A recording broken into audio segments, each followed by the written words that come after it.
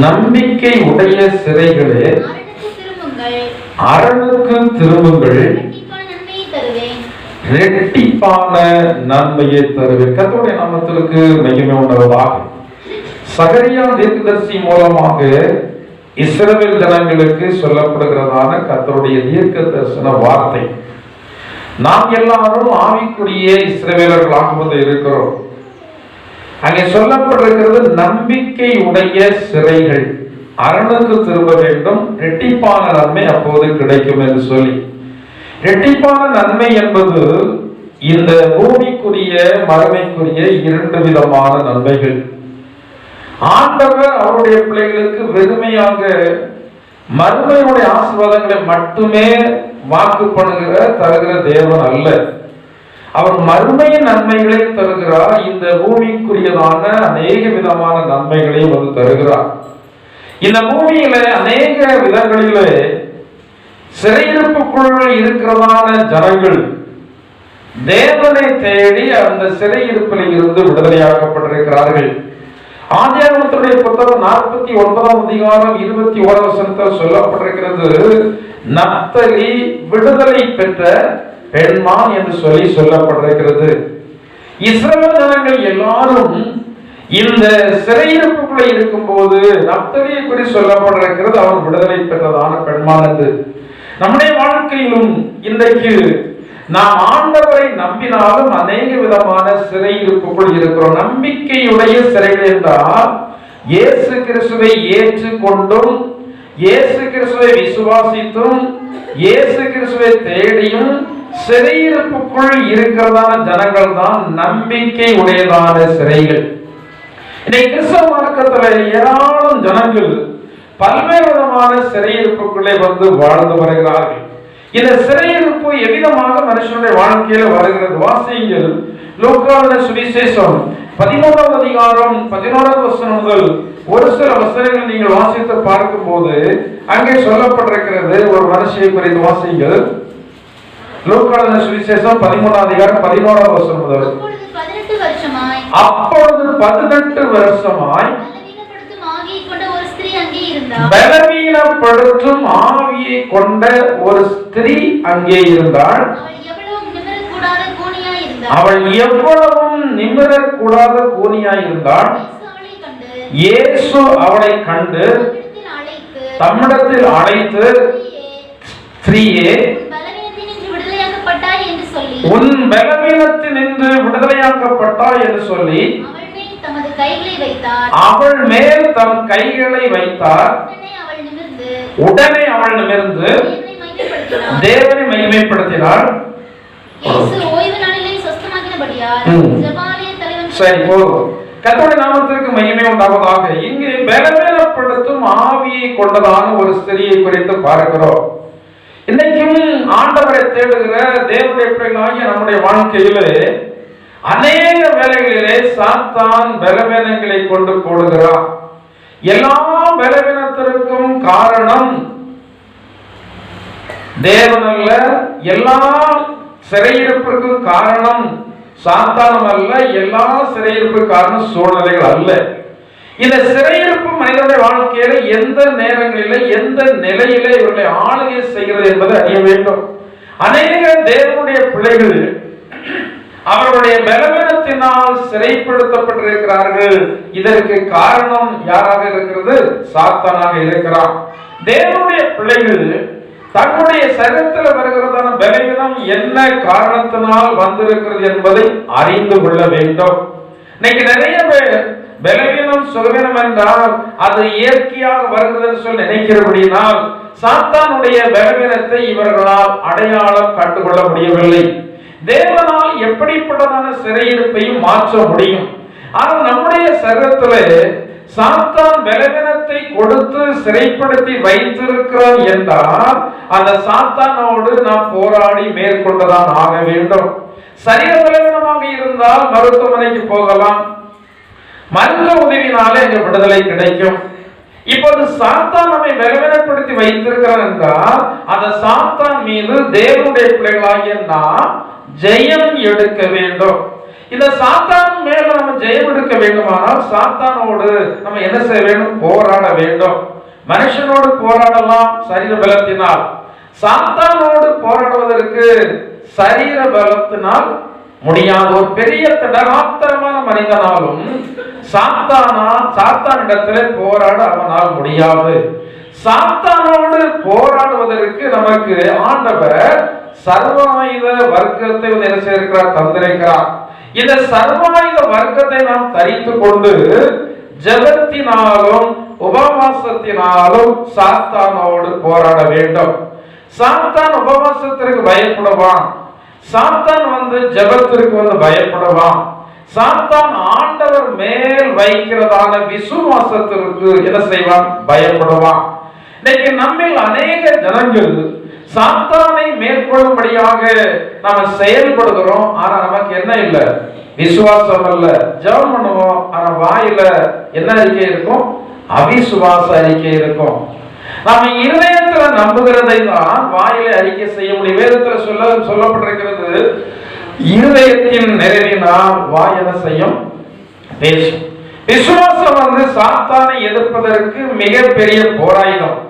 அதைத்தான் அங்கே நிருபத்தில் சொல்லப்பட்டிருக்கிறது. எல்லாவற்றிற்கும் மேலாக விசுவாசம் என்னும் கேடகத்தை பிடித்தவர்களாக நில்லுங்கள். சாத்தானை எதிர்க்க வேண்டும், தேவனுக்கு கீழ்ப்படிய வேண்டும். இன்னைக்கு அநேக சாத்தானுக்கு கீழ்ப்படுகிறார்கள், தேவனுடைய வார்த்தைக்கு எதிர்த்து நிற்கிறார்கள். இந்த நிலையில இருக்கிறபடினாலதான் அநேக கிறிஸ்தவ ஜனங்களையும் சாத்தான் சிறைப்படுத்தி அடிமைப்படுத்தி காலமெல்லாம் பலவீனத்தில் வைத்திருக்கிறான். இந்த எண்ணமும் நிமிரக்கூடாத கூலி எத்தனை வருஷம் கட்டப்பட்டிருக்கிறார்? 1 வருடம் அல்ல, 2 வருடம் அல்ல, எத்தனை வருடம்? 18 வருடம். இது எதனால் இந்த சிறையிருப்பு இருக்கிறது என்பதை கண்டுபிடித்தது யாரு? அந்த சகோதரிக்கு தெரியாது. ஆனா அந்த நிலையிலையும் ஒழுங்கா தவறாம இவன் எங்க போயிட்டு இருக்கிறான்? தேவனுடைய ஆலயத்திற்கு போயிட்டு இருக்கிறான். இன்னைக்கு நிறைய பேருக்கு சரீரத்துல சுலபம் ஆரோக்கியம் இருக்கும் என்றால் இவர்களை சரியானபடி தேட இவர்களால முடியாது. உற்சாக மனதோடு ஆண்டவரை தேடுகிறதான ஜனங்கள் ஆண்டவரை ஆராதிக்க வேண்டியதான நேரத்துல வேற எதையுமே தேடிக்கொண்டு இருக்க மாட்டார்கள், முடியாது. ₹1,00,000 கொடுத்தாலும் சரி, ஆண்டவரை ஆராதிக்க வேண்டியதான வேலையில இவர்கள் வேறு இடங்களிலே இருக்க மாட்டார்கள். இதனால் தேவன் எப்போதுமே அவருடைய நாமத்தை மகிமைப்படுத்த வேண்டும் என்று சொல்லிதான் விரும்புகிறார். தேவனுக்கு நம்ம நேரடியாக பணத்தை கொடுக்க முடியாது, தேவனுக்கு நம்ம நேரடியாக பொருளை கொடுக்க முடியாது. நேரடியாக கொடுக்கிறது தேவனுடைய உயர்த்துகிறதான துதியை தான் நம்மால் கொடுக்க முடியும். இதை துதிக்க வேண்டியதான வேலையில எல்லாரும் துதிக்கும் போது நாம மட்டும் துதிக்காம வேலை பார்த்து கொண்டிருந்தால் இன்னைக்கு அநேக கிறிஸ்தவர்கள் பிரயாசத்தில் ஆசீர்வாதம் இல்லை, ஆசீர்வாதம் இல்லை, ஆசீர்வாதம் இல்லாம. ஏன் ஆசீர்வாதம் இல்லை? ஜோம்னா மட்டும் போதுமா? ஏன் ஆசீர்வாதம் இல்லை? ஏதோ சம்பளத்துல கொஞ்சம் கொண்டு கொடுத்தா மட்டும் போதுமா? ஆசீர்வாதம் வந்துருமா? எப்படி ஆசீர்வாதம் வரும்? கர்த்தரை கண்டறியத்தக்க சமயத்துல அவரை தேடுங்கள். அவரை தேட வேண்டியதான வேலையில தேடணும். இன்றைக்கு ஞாயிற்றுக்கிழமை ஆண்டுடைய நாமத்தை ஆராதிக்க வேண்டும் என்று சொல்லி வைத்திருக்கிறது. அந்த நாளை எப்படி நாள் எண்ணணுமா? அது ஒரு மகிமையான நாள் என்று சொல்லி எண்ணணும். அது ஒரு பெரியதான ஒரு நாள் என்று சொல்லி எண்ணணும். அந்த நாளில் நம்முடைய சொந்த பேச்சை கூட பேசக்கூடாது சொல்லி வேதத்தில் சொல்லப்பட்டிருக்கிறது. இஸ்ரவேல் ஜனங்கள் இன்றைக்கு ஆசீர்வாதமாக இருப்பதற்கான காரணம் என்னன்னா, ஓய்வு நாள்னா அவர்கள் பிரயாணம் பண்ண மாட்டாங்க. ஓய்வு நாள்னா அவர்கள் ஒரு சிறிய வேலையை கூட செய்ய மாட்டாங்க. ஓய்வு நாள்ல தங்களுக்கான தங்க குடும்பத்திற்கான காரியங்களை கூட பேச மாட்டாங்க. அந்த நாள் முழுவதும் அவர்கள் யாருக்கு கொடுத்துருவாங்க? தேவனுக்கு கொடுத்துருவாங்க. நமக்கு ஓய்ந்திருக்க நாள்ல கூட ஒரு சில மணி நேரங்கள் தான். அந்த ஒரு சில மணி நேரங்கள் கூட எங்க வருவதற்கு நமக்கு கஷ்டமா இருக்கிறது. தேவனுடைய சபைக்கு வேலையை செய்கிறோம். அப்ப ஆண்டவர் நினைப்பார், கால் கைய நன்றாக தந்திருக்கிறபடினாலதான் நீ வேலையை செய்யற. உங்களுக்கு முன்னாடி இருக்கிறதான ஊழியக்காரனா நான், எனக்கு வேலை வாய்ப்பு கிடைச்சது வெளிநாட்டுல. ஆனா ஆண்டவர் இடத்துல பேசுனது, நீ அங்க போயிருவ, நான் விட்டால்தான் உன்னால என்ன செய்ய முடியும்? வேலை செய்ய. அந்த பயத்தினால்தான் அன்றைக்கு ஊழியத்துக்கு நான் ஊழியத்தை செய்து கொண்டிருக்கிறேன். தேவனுடைய பிள்ளைகளாகிய நமக்கு ஆண்டவர் ஆராதிக்க வேண்டியதான வேலையில ஒரு ஜாக்கிரதை, ஒரு எச்சரிப்பு இல்லாமல் விவசாய வேலைக்கு போனா அடுத்த வருஷம் எப்படி மழை பெய்யும்? கர்த்தருடைய பிள்ளைகள் தான் இன்றைக்கு மழை வருவதற்கு என்னது தடை. ஆண்டவர் ஆராதிக்கிறதான அந்த வேலையில நீங்கள் விவசாய நிலத்தில இருந்து நீங்க குடிக்கொண்டு இருந்தா அந்த விவசாய நிலங்கள் வந்து என்ன செய்யாது? ஆசீர்வதிக்கப்படாது. ஆண்டவர் உங்களை தேடி வந்திருப்பாரு. நீங்க ஆண்டவர் வந்து எங்கேயோ போய் இருக்கிறீங்க. நான் ஏற்கனவே ஒரு சரித்திர சம்பவம் சொல்லி இருக்கிறேன். ஒரு வாலிப பையன், அவன் சிறு வயதுல இருந்தே ஆலயத்திற்கு ஒழுங்காக போகக்கூடியவன். சிறு வயதுல இருந்து ஆலயத்துக்கு ஒழுங்காக போறான். எல்லாம் போவதற்கு முன்னாடி உட்கார்ந்து இருப்பான். வளர்ந்து வந்துட்டான். வாலிப வயது ஆயிடுச்சு. வாலிப வயது தான் அவங்க இஷ்டத்துக்கெல்லாம் நடக்கக்கூடியதான வயது. வாலிப வயது ஆண்டவரை தேடல. ஒரு கல்யாணம் முடிஞ்சு குழந்தை குட்டியோடு இருக்கும்போது வேலை இல்லை, வருமானம் இல்லை, சமாதானம் இல்லை என்று சொல்லி ஓடிக்கொண்டிருப்பாங்க அநேக கிறிஸ்தவர்கள். இப்ப அந்த பையன் வந்து என்ன செய்யறான்?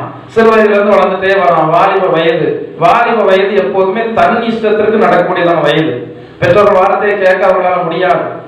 பெரியவருடைய வார்த்தையை கேட்க அவர்களால முடியாது. அவங்க சொல்லுவாங்க, நான் வளர்ந்துட்டு எனக்கு எல்லாம் தெரியும் என்று சொல்லி. ஆனா அந்த பையன் எப்போதுமே எங்க வருவான்?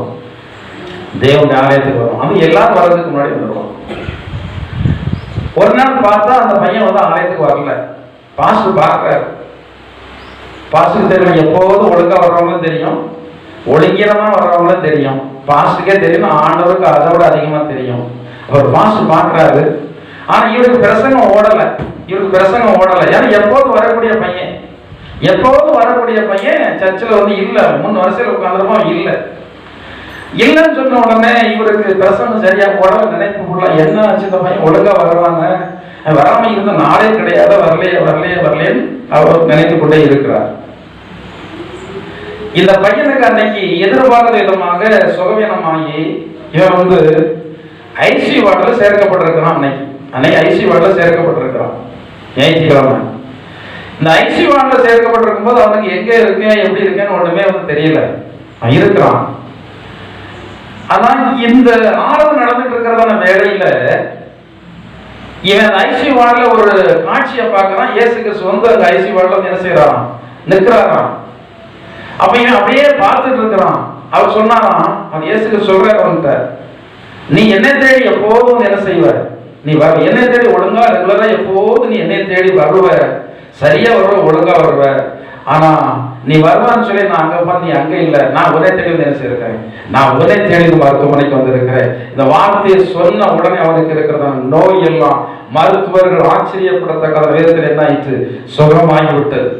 ஆண்டவர் நமக்கு நன்மையை தந்திருக்கிறார், நல்ல சுகத்தை தந்திருக்கிறார், நல்ல ஆரோக்கியத்தை தந்திருக்கிறார். எதற்காக?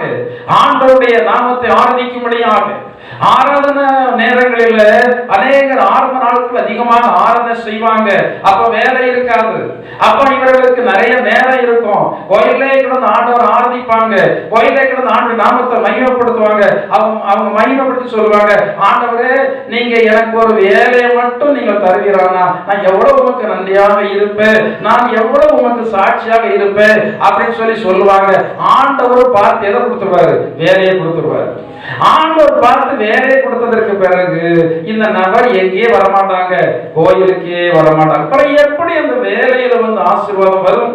இன்னைக்கு அநேக ஜனங்களை ஆண்டவர் நேசிக்கிறபடினா நம்முடைய ஆத்மா நல்ல பதத்திற்கு வந்ததற்கு பிறகுதான் நம்ம வந்து உயர்த்துகிறார். நான் அனைவரை நினைத்தது உண்டு, இந்த நாட்களிலே ஆண்டவர் நம்மை குறைவில்லாமல் நடத்துகிறார். இதே இப்ப நடத்துகிறத மாதிரி ஒரு 15-20 வருஷத்துக்கு முன்னாடி நடத்தி இருந்தால் நான் அநேக காரியத்துல தாறுமாறாக வந்து வாழ்ந்திருப்பேன். நம்முடைய இருதயம் வந்து தேவனால் நேசிக்கப்படும் போது, நம்முடைய இருதயம் எந்த அளவுக்கு தேவனோடு ஐக்கியமாயிருக்கிறதோ, எந்த அளவுக்கு தேவனுக்கு பிரியமானபடி நாம் செய்கிறோமோ அந்த அளவுக்கு நாம் ஆசீர்வதிக்கப்படுவதுதான் நமக்கு ஆசீர்வாதம். அப்படிப்பட்டதான ஆசீர்வாதம் தான் நம்மளை எங்க கொண்டு சேர்க்கும்? பரலோக ராஜ்யத்தில் கொண்டு சேர்க்கும். இன்னைக்கு அநேக ஜனங்களை ஆண்டவர் கொடுத்திருக்கிற நன்மைகள், ஆசீர்வாதங்கள் அவரை தேட விடாமலே ஆக்கி இருக்கிறது. இவர்கள் தேவனை தேடுவதற்கு பதிலாக தேவன் கொடுத்ததான நன்மையை என்ன செய்யறாங்க? தேடுறாங்க. நன்மைகள் எல்லாம் நிரந்தரம் இல்லாதது.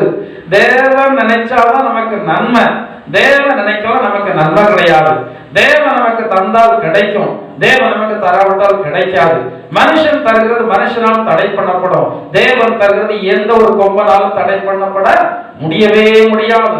விசுவாசிகளாகிய நீங்களும் அந்த நம்பிக்கையில நீங்கள் இருந்து ஆண்டவரை நீங்கள் தேட ஆரம்பித்து விட்டீர்களானால், ஆண்டவருக்காக நீங்கள் வாழ ஆரம்பித்து விட்டீர்களானால், உங்களுடைய வாழ்க்கையில இருக்கிற எல்லா சிறையிருப்புகளும் என்ன செய்யும்? மாறும். தேவனுடைய பிள்ளைகளை அதிகமாக சிறைப்படுத்த சாத்தான் என்ன செய்யறான்? விரும்புகிறான். பலவீனங்களை கொடுத்து சிறைப்படுத்துகிறான். ஊழியத்தை செய்கிற எங்களுடைய வாழ்க்கையிலும் கூட சில வேளைகளில சிறையிருப்பு வருது.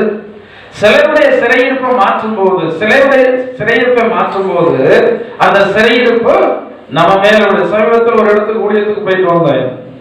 அந்த வீட்டுல கொஞ்சம் போராட்டம், நம்முடைய சபையை சார்ந்தவர்கள் வேறு சபையை சார்ந்தவர்கள். அப்ப அங்க போயிட்டு வந்து நான் வீட்டுலதான் சேர்ந்து இருக்கிறேன்.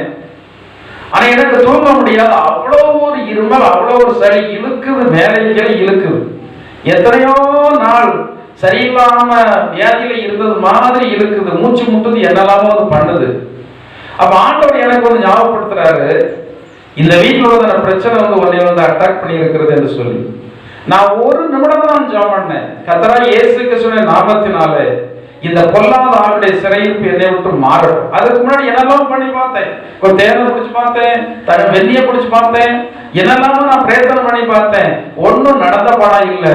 கண்டுபிடித்து அதை வந்து கட்டி ஜெபித்ததற்கு பிறகு அன்னையில இருந்து இன்னைய வரைக்கும் அந்த பிரச்சனை இல்லை. சாத்தானுடைய தந்திரங்களை ஊழியர்கள் மட்டுமல்ல, தேவனுடைய பிள்ளைகளாகிய நீங்கள் அறிந்து கொள்ள வேண்டும். சிலர் சாத்தானுடைய கிரியைகளை சிலரால் வந்து நம்பவே முடியல. எவ்வளவு சொன்னாலும் சிலரை வந்து சாத்தானுடைய கிரியைகளை நம்பவே முடியல.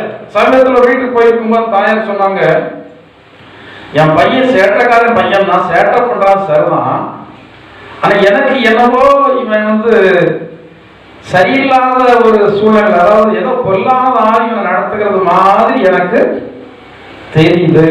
சேட்டை பண்ணினாலும் இது எப்படி இருக்கிறது? ரொம்ப ரொம்ப கொடூரமா இருக்கு, ரொம்ப அகோரமா இருக்கிறது. சாத்தான் அங்க கிரியை செய்கிறது போல வந்து எனக்கு தெரிகிறது. கண்டுபிடிக்கும். அப்படி கண்டுபிடித்து நம்ம சும்மா இருக்க கூடாது. கண்டுபிடித்தால் அதுல இருந்து விடுதலை ஆவதற்கு நாம் முயற்சி பண்ண வேண்டும். சாத்தான் உங்களை சிறைப்படுத்தி இருக்கிறேன் என்பதை நீங்கள் தெரிந்தால் ஜெபிங்க, உபவாசம் இருங்க, ஆண்டவரை விசுவாசிங்க. விசுவாசத்தை நாவினால் அறிக்கை செய்ய வேண்டும். சில நேரங்களிலே சாத்தானுடைய இருதயத்தில் அவிசுவாசத்தை விதைக்கிறான். சாத்தான் நம்முடைய இருதயத்தில் அவ்வளவுதான், நீ இப்படிதான் இருப்ப, இது உனக்கு தீராது அப்படி எல்லாம் நம்முடைய இருதயத்தில் வந்து அவிசுவாசத்தை விதைப்பான். ஆனா ஆண்டுடைய பிள்ளைகளாகிய நாம் சொல்ல வேண்டும், எனது ஆண்டவராகிய இயேசு கிறிஸ்து சிலுவையில சாத்தானுடைய தலையை நசுக்கி வெற்றி சிறந்து அவர் இன்றைக்கும் வெற்றியாளராக அவர் நம்மோடு கூடவே இருக்கிறார். இன்றைக்கு செயல்படுகிறதான சாத்தான் எல்லாம் பூர்ண வல்லமை உள்ளவன் அல்ல. இயேசு கிறிஸ்துவின் சிலுவை மரணத்திற்கு பிறகு இன்னைக்கு அந்த சர்ப்பத்தினுடைய ஆவியின் வாள்தான் செயல்பட்டு கொண்டிருக்கிறதே ஒழிய, அந்த வாள்தான் ஆடிக்கொண்டிருக்கிறதே ஒழிய, அந்த வாளை பார்த்துதான் நம்ம எல்லாம் அவ்வளவு பயப்படுகிறோம். சாத்தானுடைய தலை என்ன செய்யுது? நசுக்கப்பட்டாச்சு. தலை இல்லை, தலை இல்லாம வாள் மட்டும் ஆடிக்கொண்டிருக்கிறது.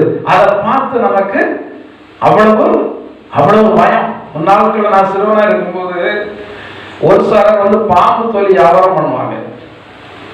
அப்போ எங்கெங்கெல்லாம் பெரிய பெரிய பாம்பு இருக்கிறதோ அந்த பாம்பெல்லாம் தேடி பிடிச்சு கொண்டு வந்து அந்த பாம்புடைய தொலியை அதை உயிரோடு வச்சு உரிச்சு எங்க போட்டுருவாங்க? பாம்பை வேலியில போட்டுருவாங்க. ஆனா அதோடைய தலை வந்து வெட்டப்பட்டிருக்கும், தலை இருக்காது, தொலியை உரிச்சுருவாங்க. ரொம்ப நேரத்திற்கு அந்த பாம்பு நெடுஞ்சுக்கிட்டு வாழ ஆடிட்டே இருக்கும். அதை பார்த்து பக்கத்துல யாரும் வந்து என்ன செய்ய மாட்டோம், போக மாட்டோம். அதற்கு தலை கிடையாது, அதால் ஒன்று கடிக்க முடியாது என்றாலும் ஒரு தன்பயம். இதே போலதான் ஆண்டவருடைய பிள்ளைகளை சாத்தான் பெரிய அளவுக்கு ஒண்ணுமே செய்ய முடியாது. உங்களுடைய அவிசுவாசம் தூர போகிறதான சாத்தானை உள்ளே இழுக்கும். உங்களுடைய அவிசுவாசம் பலவீனப்பட்டிருக்கிறதா சாத்தானை பலப்பட வைக்கும். உங்களுடைய விசுவாசம் என்பது சாத்தானை மிக மிக அதிகமாக பலவீனப்படுத்தும். விசுவாசத்தை இருதயத்தில் வைத்திருந்தா உங்களுக்கு தெரியும், ஆண்டவருக்கு தெரியும். ஆனா யாருக்கு தெரியாது? சாத்தானுக்கு தெரியாது. சாத்தானுக்கு தெரிய வேண்டுமானால் நீங்கள் நாவல உச்சரிக்க வேண்டும். இயேசு கிறிஸ்து சிலுவையிலே சாத்தானை ஜெயித்தார். அவர் எப்படி ஜெயித்தார்? அதனுடைய தலையை நசுக்கி போட்டு என்ன செய்தார்? ஜெயித்தார். அந்த ஆண்டவராய் இயேசு கிறிஸ்து வேற எங்கேயும் இல்லை. அவர் எங்க இருக்கிறார்? உங்களோட இருக்கிறாரு இல்லையா? இருக்கிறார் இல்லையா? சொல்றோம். ஹல்லேலூயா. உங்களோடு இருக்கிறார் என்பதை எப்போதும் அவர் வந்து காட்டாட்டாலும் முக்கியமான வேளையில உங்களுக்கு தெரியும், மற்றவர்களுக்கு தெரியும். ஆனா நீங்கள் அதை விசுவாசிக்க நம்ப வேண்டும். இந்த சாத்ராக் மேஷாக் ஆபேத்நேகோ என்பவரோடு ஆண்டவர் எப்போது இருந்து கொண்டே தான் இருந்தார். ஆனால் இந்த அக்கினி சூளைக்குள்ள போடப்படுவதற்கு முன்னாடி இவர்களோடு இருந்ததான அந்த தெய்வத்தை வந்து யாருமே கண்ணால் வந்து என்ன செய்யல, கண்ணால் வந்து பார்க்கல. கண்ணால பார்க்காதபடினாலதான் தைரியம் கொண்டு அந்த ராஜா இவர்களை தூக்கி எங்க போட்டான்? அக்கினி சூளையில போட்டான். முதல்ல பார்த்திருந்தா போட்டிருக்க மாட்டான். முதல்ல பார்க்கவில்லை. இவர்களோடு இருந்த தெய்வத்தை அவர்கள் அறியவில்லை. அறியாதபடினா அந்த ராஜா தூக்கி உள்ள போட்டான். ஆனா பார்க்கும்போது எல்லா ஜனங்களும் பார்க்கிறாங்க. போட்டது 3 பேரு, 4வது ஒரு நபர் கூட இருக்கிறாங்க. அது தேவ புத்திரருடைய சாயலா தோன்றுகிறது. நீங்க எப்போதுமே தனியா இல்லை. எப்போதுமே சிலர் நினைக்கிறீங்க நான் தனியா இருக்கிறேன், ஒருத்தர் என்கிட்ட பேச மாட்டேங்கிறாங்க, ஒருத்தர் என் கூட சேர மாட்டேங்கிறாங்க அப்படி நீங்க நினைச்சு சில வேலை துக்கப்படுறீங்க அல்லவா? அது ரொம்ப நல்லது. மனுஷன் உங்களோட இருக்கிற வரைக்கும் உங்களுக்கு சங்கடம் சங்கடம் சங்கடம். எந்த மனுஷன் உங்களுக்கு நிரந்தரமாக சந்தோஷத்தை கொடுத்து கொண்டு இருக்கான் சொல்லுங்க பார்ப்போம். ஒரு நபர் வந்து உங்களோடு கூட இருந்து எப்போது என்னை சந்தோஷப்படுத்திட்டு தான் இருந்திருக்கிறாங்க. ஒருவேளை நீங்க நினைச்சிருப்பீங்க இவங்க என்னுடைய பிராண சிநேகிதர்னு சொல்லி நினைச்சிருப்பீங்க. அவங்க கூட வந்து ஒரு நேரம் உங்களுக்கு வந்து என்ன செய்வாங்க, விலகுவாங்க. மனிதர்கள் எல்லாம் சுயநலம் உள்ளவர்கள் தான். உங்களிடத்துல அன்பா பேசுவதற்கு சுயநலம் தான் காரணம். உங்க நலத்தை நாடி அவங்க உங்களிடத்துல பேசல. உங்களுக்கு உதவி செய்வதற்கு என்ன காரணம்? உங்களுக்கு சின்ன சின்ன உதவி செய்கிறார்கள் அல்லவா? உங்க வீட்டுக்கு அடிக்கடி வருகிறார்கள். எதற்கு? அவருடைய சுயநலம் தான் காரணம். சுயநலம் இல்லாமல் நன்னலம் கருதி நமக்காக அன்பு கூர்ந்து உதவி செய்தது நம்முடைய ஆண்டவராய் இயேசு கிறிஸ்து ஒருவர் தான். ஆனால் அவருடைய பிள்ளைகளுக்கு அதை அவர் கற்றுக் கொடுக்கிறார். அவர் சொல்றார், நான் இருந்த பிரகாரமாக நீங்களும் இருங்க. நான் அன்பாய் இருக்கிறேன், இருங்க. அவர் சொல்றாரு, நான் சுயநலம் இல்லாமல் அன்பாய் இருக்கிறேன், நீங்களும் சுயநலம் இல்லாமல் அன்பாய் இருங்க. எந்த ஒரு மனுஷனிடத்தில் நீங்கள் அன்பு கூர்ந்தாலும் அது சுயநலமான அன்பாக இருக்க வேண்டாம். அது சுயநலம் உள்ளதான அன்பாக இருக்கக்கூடாது. சுயநலம் இல்லாத ஒரு அன்பாக இருக்கணும். அப்படி அன்பா இருந்தா நீங்க வந்து 4 பேரை சுயநலம் இல்லாம நேசிப்பீங்க. ஆனா சுயநலத்தோடு சிலர் வந்து உங்களை பகைப்பாங்க. அப்படி இருக்கிற ஆண்டவர் உங்களுடைய அருகாமையில் வந்து இருப்பார். பயப்படாத. ஆண்டவர் பேசுகிற சத்தம் உங்களுக்கு கேட்கிறதா? கேட்கணும். தனிமையில இருக்கும் போது ஆண்டவர் அதிகமா அவருடைய பிள்ளைகளோடு என்ன செய்வார்? பேசுவார். ஆனா தனிமையில் இருந்து கொண்டு நீங்க வந்து மனிதர்களை நினைத்து சங்கடப்பட்டு கொண்டிருக்க கூடாது. இந்த தனிமையில ஆண்டவர் என்னோடு கூட என்ன செய்யறாரு? இருக்கிறாரு. சாத்ராக் மேஷாக் ஆபேத்நேகோ என்பவர்களோடு இருந்த அந்த தேவன் வந்து எல்லா ஜனங்களும் பார்த்தார்கள். நீங்க இந்த பூமியில ஜீவிக்கிறீங்க. உங்களோடு இருக்கிறதான தேவன் யார் என்பதை ஜனங்கள் வந்து காணத்தக்கதான் நிலைகள் எல்லாம் ஆண்டவர் உருவாக்குவார். இவர்கள் தேவனோடு கூட இருக்கிறார்கள். இஸ்ரவேல் ஜனங்களோடு கூட இருந்ததான தேவனுடைய கரத்தை எல்லா ஜனங்களும் என்ன செய்தாங்க? பார்வோனோடு பல 1000 கைகள் இருந்த பைபிள் சொல்லப்பட்டிருக்கிறது. ஆச்சரியமான ஒரு காரணம். கடந்த நாட்களில் பார்க்கும்போது இஸ்ரவேல் ஜனங்களோடு இருந்தது தேவனுடைய பலத்த கரம். தேவனுடைய பலத்த கரம் என்று சொல்லப்பட்டிருக்கிறது. பார்வோனோடு இருந்ததான கரங்கள் பல 1000 கைகள் பார்வோனோடு இருந்தது. பல 1000 கைகள் பார்வோனோடு இருந்தது. இந்த பார்வோனோடு இருந்ததான அனைத்து கைகளையும் எல்லா ஜனங்களும் பார்க்கிறாங்க. ஆனா இஸ்ரவேலரோடு இருந்ததான அந்த ஒரு கரம், அந்த தேவனுடைய ஒரு கரம் யாரால பார்க்க முடியவில்லை. அந்த ஒரு கரத்திற்கு முன்பதாக பல 1000 கைகள் அங்கே நிற்க முடியவில்லை என்று சொல்லப்பட்டிருக்கிறது. ஏனென்றால் இந்த கரத்தோடு யுத்தம் பண்ண ஒரு மனுஷனாலும் கூட உங்களோடு மனிதர்களால் யுத்தம் பண்ண முடியும். ஆனால் உங்களோடு இருக்கிறதான தேவனோடு எந்த ஒரு மனுஷனாலும் யுத்தம் பண்ண முடியவே முடியாது.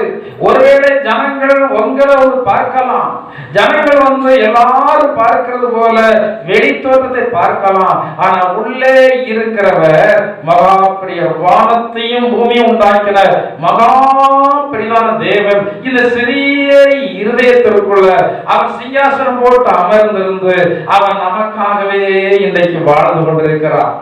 இப்படிப்பட்டதான தேவனுடைய பிள்ளைகளாகிய நம் வாழ்க்கையிலேயும் சில வேளைகளிலே சாத்தான் சிறையிருப்பை என்ன செய்கிறான்? உருவாக்குகிறான். பலவீனத்தின் மூலமாக சிறையிருப்பை உருவாக்குகிறான். சாத்தான் சிறையிருப்பை உருவாக்குவதற்கான காரணம் என்ன? தேவனுடைய பிள்ளை, சரியான தேவனுடைய பிள்ளைகளை சாத்தான் நரகத்திலே கொண்டு போக முடியாது. சரியான தேவனுடைய பிள்ளைகளை சாத்தான் நடத்த முடியாது. அப்படி இருக்கிற வேளையில ஏன் சாத்தான் உங்களை சிறைப்படுத்துகிறான்? நீங்கள் ஒரு கேள்வி கேட்க வேண்டும். ஏன் சாத்தான் நம்மை சிறைப்படுத்துகிறான்? எதற்காக சிறைப்படுத்துகிறான்? நீங்க உற்சாக மனதோடு தேவனை சேவித்து விடக்கூடாது. நீங்கள் உற்சாகத்தோடு ஜெபித்து விடக்கூடாது. உற்சாகத்தோடு ஊழியத்தை செய்து விடக்கூடாது.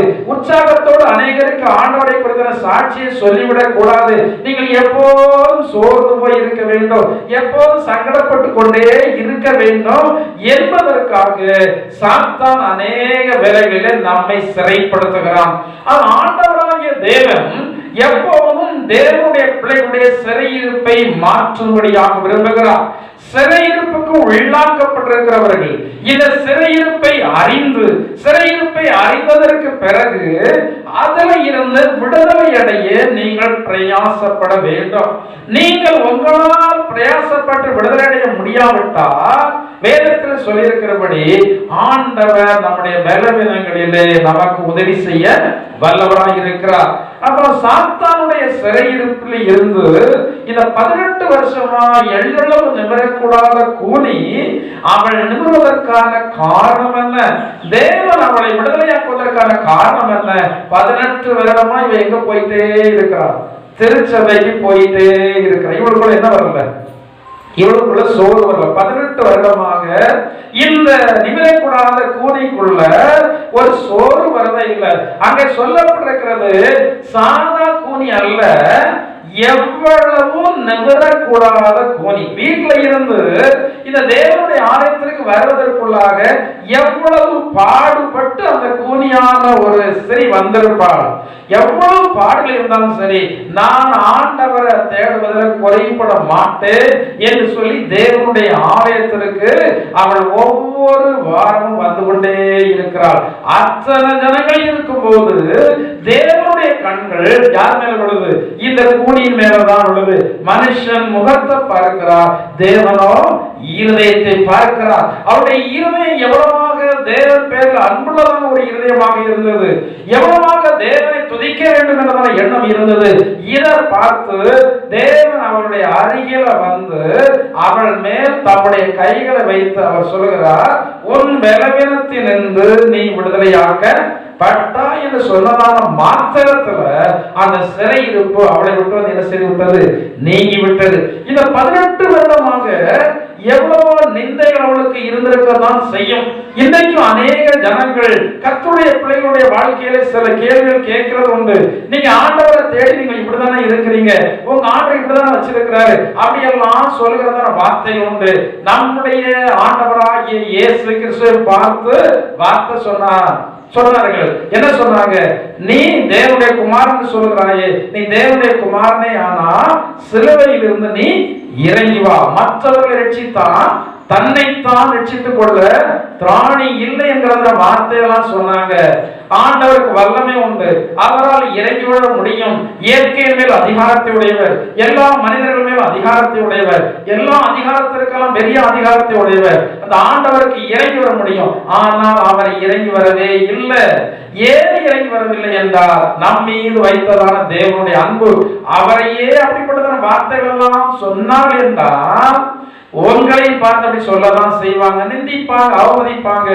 ஆண்டவருக்கு ஒரு பழக்கம் உண்டு. தேவனுடைய நாமத்தை நிமித்தம் நம்மை யாராவது நிந்தித்தா அவமதித்தா அவருக்கு பிடிக்கவே பிடிக்காது. அவருக்குள்ள ஒரு பெரிய ஒரு வைராக்கியம். உங்களுக்கு முன்னாடி நிற்கிறதான நான் இத்தனை மகிமையாக நான் ஊழியத்தை செய்து கொண்டு இத்தனை ஆசீர்வாதமாக இருக்கிறேன் என்றால் ஆண்டவர் என் மேல் கொண்டதான வைராக்கிய வாஞ்சை. வேதத்தில் சொல்லப்பட்டிருக்கிறது, ஆவியானவர் தேவனுடைய பிள்ளைகள் மீது வைராக்கிய வாஞ்சை உள்ளவராக இருக்கிறார்.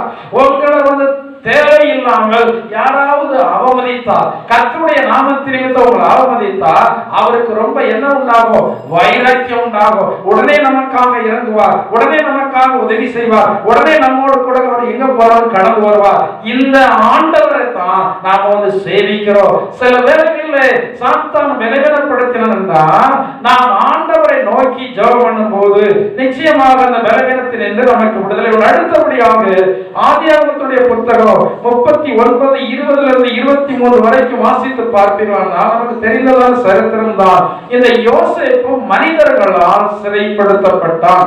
சில வேளைகளிலே சில மனிதர்கள் நம்ம என்ன செய்வாங்க? சிறைப்படுத்துவார்கள். சில காரியத்திற்கு நம்மை உட்படுத்துவார்கள். எப்போதுமே நாம நல்லா இருப்பது இன்னொரு மனிதனுக்கு ஒரு இதை செய்கிறது இல்லை, பிடிக்காது. நாம நல்லா இருக்க இன்னொரு மனுஷனுக்கு பிடிக்காது. பைபிள் சொல்லப்பட்டிருக்கிறது, பயப்படும் எல்லா கிரியையும் அயலானுடைய பொறாமைக்கு. எல்லாம் நம்மளை பார்த்து பொறாமப்படதான் செய்வாங்க. நீங்க நல்லா இருப்பீங்க, நீங்க ஒரு 5 பவுன் நகை வச்சிருக்கிறீங்க, இன்னொரு நபர் ஒரு 10 பவுன் நகை வச்சிருக்க உங்களுக்கு தெரிஞ்சுட்டு உங்களை அறியாமல் இதுக்கு ஒரு மாதிரி பண்ணும். 1000 சேர் நீங்க எடுத்து அவங்க 2000 சேர் எடுத்துட்டாங்கன்னா ஒரு மாதிரி பண்ணும். ஒரு சின்ன வீடு வச்சிருக்கிறோம், இன்னொரு பெரிய வீடு கிட்டாங்கன்னா ஒரு மாதிரி பண்ணும். ஒருத்தர் புதிய வாகனத்தை வாங்கிட்டாங்க நமக்கு ஒரு மாதிரி பண்ணும். ஏன்னா இது நம்முடைய ஜீன்ல இருக்கு, ஜெனடிக்ல இருக்குது, ஜீனுக்குள்ள மறைந்து இருக்கிறது. நம்முடைய ஆதி பிதா யாரு? ஆபிரகாம், ஆதாம், ஏவாள். அதற்கு பிறகு யாரு? காயின். இந்த காயினுடைய வழியாக வந்திருக்கிறார்கள். இந்த சந்ததிகள் எல்லாம் காயின் வழியாக வருகிறது. காயினுக்குள்ள என்ன இருந்தது? பொறாமை குணம் இருந்தது. என்னத்தினால அவனுக்கு பொறாமப்பட்டான்? ஆபேலினால அவனுக்கு ஏதாவது கஷ்டம் இருந்ததா? ஆபேலினால அவனுக்கு ஏதாவது நஷ்டம் இருந்ததா? இன்னைக்கு சில ஜனங்கள் என்னிடத்துல கேட்கிறது, ஏன் பாஸ்டர் நான் யாருக்கும் தீமை செய்கிறதே இல்லை, நான் எல்லாருக்கும் நல்லதான் செய்கிறேன் பாஸ்டர், ஆனா எனக்கு தானே இவ்வளவு சோதனையா இருக்கிறாங்க, எனக்கு தானே விரோதமா இருக்கிறாங்க. அப்படிதான் இருப்பார்கள். வேதம் அப்படிதான் சொல்லி இருக்கிறது. நீதிமானுக்கு விரோதமா துன்மார்க்கன் இருக்கத்தான் செய்வான். இந்த காயினுக்கு விரோதமாக ஆபேல் எந்த ஒரு தீமையும் செய்யவில்லை. ஆனா இந்த காயினுக்கு யார் மேல பொறாம வந்தது? ஆபேல் மேல பொறாம வந்து அந்த பொறாம இவனை கொலை செய்கிறதான வரைக்கும் இவனை என்ன செய்யல விடல.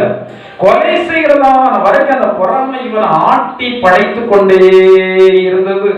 இந்த சுபாவம் இன்றைக்கு நமக்குள்ள இருக்கத்தான் செய்து. இந்த பொறாமையினால சில ஜனங்கள் சிலரை அடிமைப்படுத்துவார்கள், சிறைப்படுத்துவார்கள். இந்த யோசேப்பை அவருடைய சகோதரர்கள் சிறைப்படுத்துவதற்கான காரணம் என்னவென்றால் பொறாமை தான், வேற எதுவுமே இல்லை. ஏனென்றால் அவர்களுக்குள்ள உள்ளூர ஒரு பயம். சில வேளைகளிலே ஜனங்கள் உள்ளூர ஒரு பயத்திற்கு ஆளாக்கப்பட்டு நம்மை ஆண்டு விடக்கூடாது என்பதற்காக, நமக்கு சில நன்மைகள் வந்துவிடக்கூடாது என்பதற்காக இப்போதே சில திட்டங்களை போட்டு நம்மளை மடக்குவதற்கு பிரயாசப்படுவாங்க. ஆனால் தேவனுக்கு விரோதமான எந்த ஒரு திட்டமும் தேவனுடைய பிள்ளைகள் மீது பலிக்காது. இந்த யோசேப்புக்கு விரோதமாக பிளான்லாம் நல்ல பிளான் தான் போட்டாங்க. இவன் இங்க இருந்தா தானே ஆடுவான், நாடு கடத்திடுவோம், இங்க நம்ம இருப்போம், நம்மளை எப்படி ஆடுவான் என்று சொல்கிற திட்டங்கள் எல்லாம் நல்லா தான் இருந்தது. அவங்க போட்ட திட்டங்களின்படி பார்த்தா 100% என்ன யோசேப்பு வருவதற்கான வாய்ப்பே இல்லை என்று சொல்லிதான். ஆனால் மனுஷன் போடுகிறதான திட்டத்தை விட தேவனுடைய திட்டம் மிக மிக மிக மிக பெரியது. ஆண்டவர் தான் சொல்லுகிறார், உன் நினைவு என் நினைவு. நீங்க சில திட்டங்கள் போட்டு வைத்திருக்கீர்கள் அல்லவா? என்ன நான் சொல்றேன் சாட்சியா, ஏன் திட்டம் ஒரு திட்டம் கூட நடக்கல. அதுல கொஞ்ச காலமா எதுவுமே திட்டம்ன்றது இல்லை, எது எப்படி நடந்துட்டு போகுது. ஏன்னா ஆண்டவர் தான் ஆண்டு திட்டம் போட்டு அது நடக்கும். எனவே 5 வருஷத்துக்கு பின்னாடி வர என்ன திட்டம், சபை குறித்து என்ன திட்டம், வீட்டை பற்றி என்ன திட்டம், மகளை குறித்து என்ன திட்டம், மனைவி குறித்து எந்த திட்டமுமே நான் போட்டு இது வரைக்கும் நடந்ததா சரித்திரம் இல்லை என்கிட்ட. பிறகு ஏன் வீணா போட்டு நேரத்தை செலவு பண்ணி சிந்தையை பயன்படுத்தி ஏன் திட்டம் போடணும்? தேவனுடைய பிள்ளைகள் எப்படி இருக்கிறாங்கன்னா பைபிள்ல சொல்லப்பட்டிருக்கிறது. பிரதான ஒரு வசனம் உண்டு. காற்றானது தனக்கு விரும்பினதான இடத்துல அது என்ன செய்யும்? போகும். அது எங்க போகிறது, எங்கே வருகிறது என்பதை ஒருவன் அறிய மாட்டான். வாசிங்கள் யோவான் சுவிசேஷம் 3ஆம் அதிகாரம் 8வது வசனத்தை வேகமாக வாசிங்கள். யோவான் சுவிசேஷம் 3:8 வாசிங்கள். காற்றானது தனக்கு இஷ்டமான இடத்துல வீசுகிறது, அதன் சத்தத்தை கேட்கிறாய், ஆகிலும் அது இன்ன இடத்திலிருந்து வருகிறது என்றும் அது இன்ன இடத்திற்கு போகிறது என்றும் உனக்கு தெரியாது. ஆவியினால் பிறந்தவன் எவனோ அவனும் அப்படியே இருக்கிறான். இந்த வார்த்தை நீங்கள் கோடித்து வைத்துக் கொள்ளுங்கள். ஆவியினால் பிறந்த எவனும், தேவனுடைய பிள்ளை எவனும் இப்படியே இருக்கிறான். எதற்கு ஒப்புப்படுத்தி சொல்லி இருக்கிறார்? காற்றானது எங்கே போகிறது, எங்கே வருகிறது என்பது தெரியாது இருக்கிறது போலவே தேவனுடைய பிள்ளைகளுடைய வாழ்க்கையில அடுத்த மாதம் என்ன நடக்கும், அடுத்த வருடம் என்ன நடக்கும் என்பது தெரியாது. ஆனா இப்படி சொல்லப்பட்டிருக்கும் போது இன்னைக்கு அநேக தேவனுடைய பிள்ளைகள் தேவனுடைய திட்டத்திற்கு மாறாக இவர்கள் திட்டமிடுகிறார்கள். தேவனுடைய திட்டத்திற்கு மாறாக நாம் போடுகிறதா திட்டம் எதுவுமே நிலைக்காது. அந்த திட்டம் எதற்கு சமணமாக இருக்கிறது? மண் குதிரையை நம்பி ஒருவன் ஆற்றிலை இறங்குவதற்கு சமணமாக இருக்கிறது. தேவனுடைய பிள்ளை என்றால் யார்? தேவனால் வழிநடத்தப்படுகிறவன். தேவனுடைய பிள்ளை என்றால் யார்? தேவனுக்கு ஒப்பு கொடுக்கிறவன். தேவனுடைய பிள்ளை என்றால் யார்? தேவனுடைய சித்தம் நிறைவேற வேண்டும் என்று சொல்லியே அவன் தேவனிடத்தில் ஒப்பு கொடுத்து ஜெபம் பண்ணி கொண்டு இருக்கக்கூடியவன். இந்த யோசேப்புடைய சவுல் அத்தனை பேர் திட்டம் போட்டு அந்த திட்டத்துல தற்காலிக வெற்றி கிடைத்தது. ஆரம்பத்தை பார்க்கிறோம், முடிவுதான் மேன்மையாக இருக்க வேண்டும். இவர்கள் திட்டத்தை போட்டாங்க, அவர்களுக்கு தெரியாது நான் போடுகிற திட்டத்திற்கு ஆண்டவர் எதிர்த்து நிற்பார் என்பதெல்லாம் இவர்களுக்கு தெரியல. இவர்கள் இவர்களுக்கு இருந்த ஞானத்தினால விட்டு போட்டதை ரொம்ப லகுவா என்ன செய்தாங்க? மறைச்சிட்டாங்க. வெளியே வருவதற்கு இவர்கள் மறைத்தார்கள் என்பது வெளிவதற்கு எத்தனை வருஷம் ஆச்சு தெரிஞ்சவங்க சொல்லணும். வெற்றுட்டாங்க, வெற்றுட்டு தகப்பனார் இடத்துல மறைச்சிட்டாங்க. தகப்பனார் இப்ப நம்பிட்டு இருக்கிறாரு. எப்படி நம்பிட்டு இருக்கிறாரு? ஏதோ ஒரு மிருகம் அவனை பட்டியானா ஆட்டை அவனுடைய ரத்தத்துல தோய்த்து கொண்டு மாட்டிட்டாங்க. இது உன்னுடைய குமாரன் அங்கேயோ பாவம் சொல்லு. அவ்வளவு பேர் சேர்ந்து நடிச்சிட்டான். அவ்வளவு பேர் சேர்ந்து எத்தனை பேர்? 10 பேர் சேர்ந்து நடிச்சிட்டான். 10 பேர் ஏகமா போய் சொன்னான். இத 10 பேரும் எவ்வளவு இந்த பொய்க்கு ஐக்கியமா இருந்திருக்கான்னு பாருங்களா. 1 வருடம் அல்ல, 2 வருடம் அல்ல, எத்தனை வருஷம் நடிச்சிட்டாங்க? எத்தனை வருஷம்? 17 என்கிட்ட கேட்கணும். நான் ஆன்சர் உனக்கு கேட்கிறேன். கரெக்டா சொல்றாரு. 17வது வயதுல இவன் விட்டாங்க. 30வது வயதுல இவன் சகோதரர்களாம் கவி நிற்கிறான். யாருடைய 30வது வயதுல? யோசேப்புடைய 30வது வயதுல. எத்தனை வருஷம் ஆச்சு? 13 வருஷம் ஆச்சு. 13 வருஷமும் இந்த 10 சகோதரர்களும் இந்த பொய்ய மறைச்சே வச்சிருந்தாங்க. நீங்க கொஞ்சம் நினைச்சு பாருங்க, ரொம்ப திறமையானவங்க. நீங்க 2 பேர் சேர்ந்து ஒரு காரியம் செய்திருக்கீங்க, அடுத்த வருஷம் வெளியே வந்துடும். 2 பேர் தான் சேர்ந்து ஒரு காரியம் செய்திய, அடுத்த வருஷம் இது வெளியே வந்துடும். ஏன்னா அடுத்த வருஷம் மட்டும் சண்டை போடணும்னு வெளியே சொல்லிடுவாங்க. இந்த பொய்ய நம்ம வெளியே விட்டுறக்கூடாது என்பதற்காகவே எத்தனை சூழ்நிலைகளை இந்த 10 பேர் அட்ஜஸ்ட் பண்ணி போயிருப்பான். ஏன் இது வெளியே வந்துருந்தா தகப்பனுடைய கோபத்திற்கு ஏதுவானவர்களாக மாற வேண்டியதாயிரும்.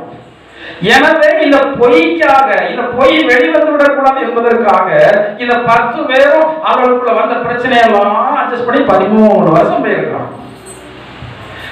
13 வருஷம் கழிச்சுதான் இது என்ன செய்யுது? பைபிள்ல சொல்லி இருக்கு, நாளால் வழங்கப்படணும். உங்களுக்கு விரோதமாக அவதூறு பேசப்படுகிறது அல்லவா? ஒரு நாள் வரும், எல்லா நாளானது எதுவுமே மறைஞ்சிருக்காது. நல்லதும் மறைஞ்சிருக்காது, கெட்டதும் மறைஞ்சிருக்காது. நாள் வரும், அன்னைக்கு எல்லாம் விளங்கும். ஆண்டவன் சொல்லிட்டாரு, உன் நீதி உன் நியாயத்தை எல்லாம் பட்ட பகலை போல விளங்க பண்ணுவேன். நீ எதற்காக அமைதியா இருக்கிற? ஜனங்களுக்கு ஒருவேளை தெரியாது நீ குற்றம் செய்வதனால அமைதியா இருக்கிற நினைத்து கொண்டிருப்பாங்க. அப்படி அல்ல. நீ அமைதியா இருப்பதற்கான காரணம் தெய்வ பயம். நீ அமைதியா இருப்பதற்கான காரணம் தேவனுடைய வார்த்தை. நீ அமைதியா இருப்பதற்கான காரணம் தேவ பக்தி. நீ அமைதியா இருப்பதற்கான காரணம் தேவர்கள் அனுபவித்திருக்கிறபடினால இப்படி எல்லாம் நீ ஆண்டவர் நினைத்து நீ அமைதியா இருக்கிறாய். ஒரு நாள் வரும் அன்றைக்கு உன்னுடைய நீதி நியாயம் எல்லாமே வெளிப்படுத்தப்படும். மனுஷனுடைய நீதியை கொண்டு வர வேண்டாம், மனுஷனுடைய நியாயத்தை கொண்டு வர வேண்டாம். யாரே கொண்டு வருவார்? ஆண்டவரே அந்த நீதி நியாயத்தை கொண்டு வருவார். மனுஷன் சிறைப்படுத்தி வைத்திருந்தா அந்த சிறையிருப்பு சீக்கிரத்துல மாறும். இந்த யோசேப்பு வீணாக சிறைப்படுத்தப்பட்டாலும் அவன் தேவனை விட்டு கொடுக்கவில்லை. அவன் தேவனுடைய பயத்தை எப்போதும் இதயத்துக்குள்ள வைத்து நான் சொல்றான், நான் தேவனுக்கு பயம் இல்லாமல் இத்தனை பெரிய பொல்லாங்குக்கு உடன்படுவது எப்படி? நல்ல வாய்ப்பு கிடைச்சது. எப்படி நினைச்சிருக்கலாம்?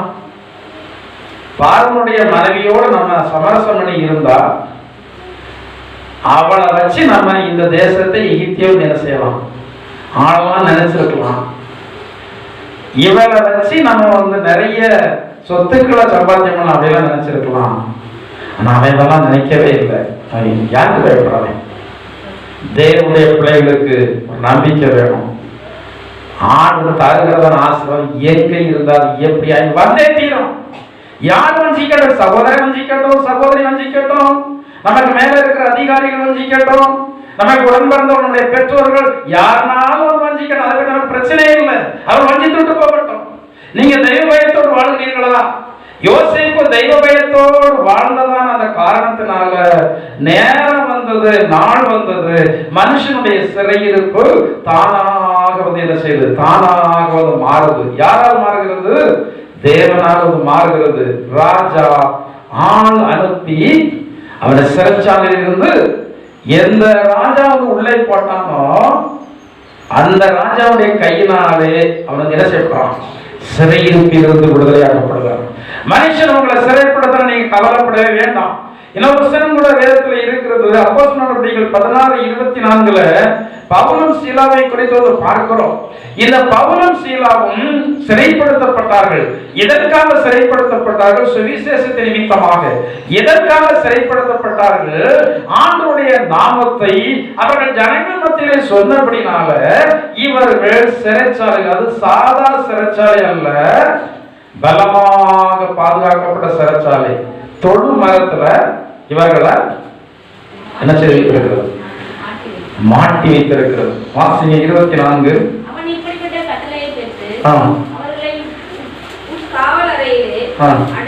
அடைத்து அவர்கள் கால்களை தொழு மரத்தில் என்ன செய்து வைத்தான்? மாட்டி வைத்தான். கால்கள் அந்த மாடுகளை கட்டுகிறதான அந்த மரத்துல பிணைக்கப்பட்டிருக்கிறது. இப்படிப்பட்டதான நிலம் நமக்கு இருக்குமானா நம்மள சந்தோஷமா ஆண்டவரை தேட முடியுமா? சந்தோஷமா ஆண்டவரை தேட முடியுமா? எப்படி நீங்க சந்தோஷமா உட்கார்ந்து இருக்கிறீங்க? பிரச்சனை இல்லாத சந்தோஷமா உட்கார்ந்து இருக்கிறீங்க. அது எல்லாரும் இருப்பாங்க. சில வேலைகளில் நமக்கு அந்த பிரச்சனை வந்துடும். அந்த பிரச்சனை மத்தியில நம்மளால சந்தோஷமாக யாரும் தேட முடியாது. தேடி பாருங்க. அதுதான் ஆன்மீக ஜீவியத்துல உயர்ந்த அனுபவம். அந்த பைபிள் சொல்லப்பட்டிருக்கிறது, பிரகாசமாக்கப்பட்டிருந்த அந்த நாட்களில் உபத்திரவங்களாகிய மிகுந்த போராட்டத்தை நீங்க சகித்தீர்களே. போராட்டமா இருக்கும். அது உங்களை பலம் செய்யக்கூடாது. அவர்கள் அக்கினி சூளைக்குள் போடப்பட்டிருந்தாலும் அந்த அக்கினி இவர்கள் மேல் பலம் செய்யவில்லை. அதுக்குள்ளதான் இருந்தாங்க. உங்களுடைய வாழ்க்கையில சில பிரச்சனைகள் இருக்கதான் செய்யும். சுத்திசூழ பார்க்கும்போது சத்துருக்களாக இருப்பாங்க. நம்ம அநேகர் நினைக்கிறோம், நான் தேவனுடைய பிள்ளை, நான் ஆண்டவருக்காக வாழ்கிறேன், எனவே என்னுடைய சத்துருக்கள் செத்துருவாங்க, அழிஞ்சிருவாங்க. சாபம் பண்ணாங்க, அழியவும் மாட்டாங்க. இருக்கலாம். எதுக்கு ஆண்டவர் விட்டு வச்சிருக்காரு? எதுக்கு விட்டு வச்சிருக்காரு? பார்வோன் ஆண்டவர் எதுக்கு விட்டார்? இஸ்ரவேல் ஜனங்களுக்கு விரோதமா. கர்த்தருடைய நாமம் உயர்ந்தது என்பதை ஜனங்களுக்கு என்ன செய்யணும்? அறியும். ஒரு குறிப்பிட்ட காலம் அவங்களை நெருக்க முடியும், ஒடுக்க முடியும். கொஞ்ச நாளைக்கு பிறகு உங்களை பிடிக்கிறது பயம் அவங்களை வந்து பிடிச்சிடும். பைபிள்ல சொல்லப்பட்டிருக்கிறது, மொர்தெகாயினுடைய நாட்களில் யூத ஜனங்களை பார்க்கும்போது எல்லாருக்கும் ஒரு பயம் உண்டாயிற்று. ஏன் பயம் உண்டாயிற்று என்றால், அந்த ஜனங்களை கைவத்த ஆண்டவர் வந்து கேட்பாரு.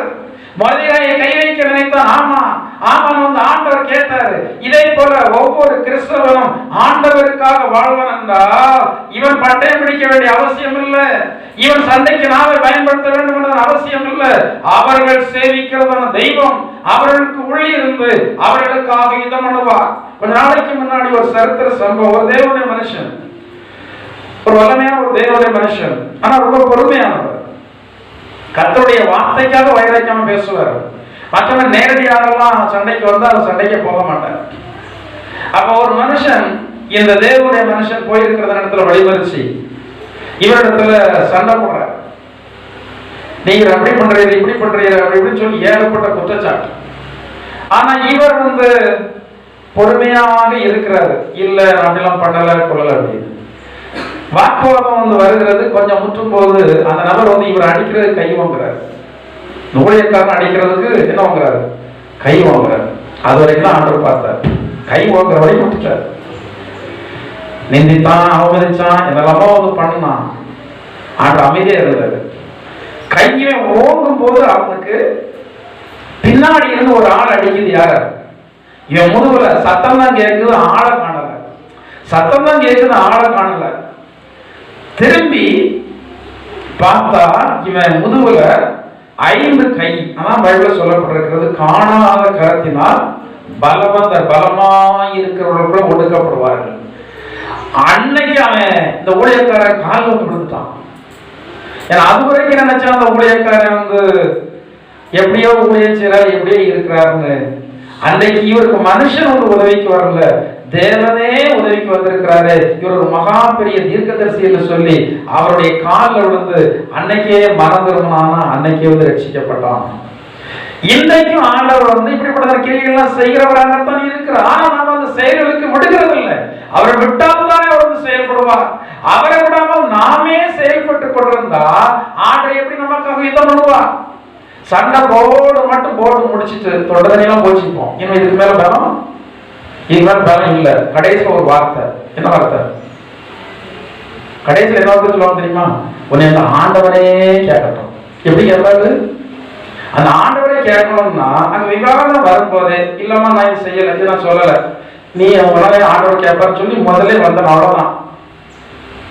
நம்ம எவ்வளவு போட முடியுமோ அவ்வளவு போட்டு ஆண்டவர் கேட்பாருன்னா, ஆண்டவர் நீ வச்சு விளையாட்டு உண்மையா என்ன? ஆண்டவர் அவ்வளவு சாமானியத்துல எந்த ஒரு மனுஷனை இயக்கவே முடியாது. நீங்க சொன்ன உடனே வந்து ஒரு ஆளுக்கு வந்து ஒரு கேடு செய்ய மாட்டார்.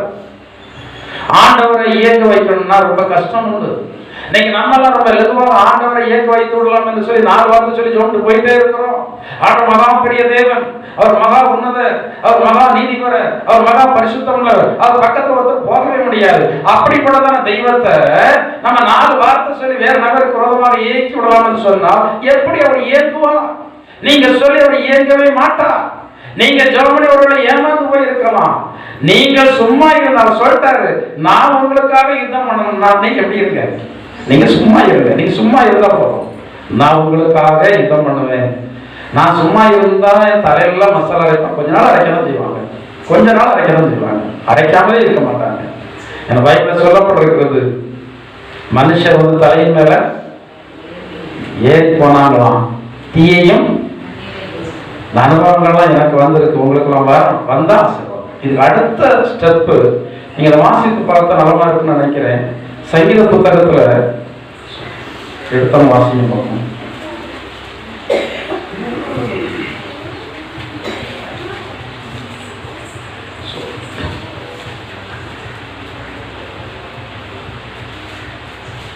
வாசிங்க 66வது அதிகாரம், சங்கீதம் 66வது அதிகாரம் 11வது வசனத்தில் வாசிங்க.